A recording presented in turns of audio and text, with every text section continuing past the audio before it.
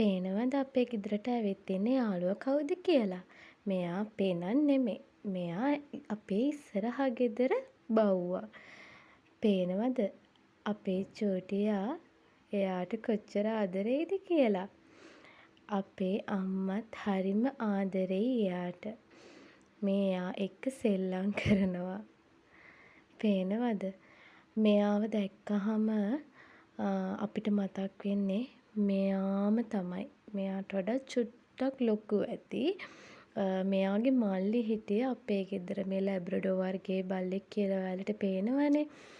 මේ දෙන්නම ගෙනාවේ එකම දවසේ. ගෙනල්ලා අපේ බව්ව නම් අවුරුදු 3යි මාස 3ක් වගේ තමයි අපිත් එක්ක හිටියේ. එයාව මතක් වෙන වාරයක් ගානෙම මෙයා දිහා බලලා අපි ඇත්තටම හිත හදාගත්තා. අපේ ශැගී අපිව දාලා ගියේ අසනීපයක් හැදිලා. එයාට බෙහෙත් කරත් එයා හොඳ වුණේ නැහැ. මේ ඉන්නේ එයා අපේ ගෙදර ඉන්නකොට ගත්ත ෆොටෝ ටිකක්.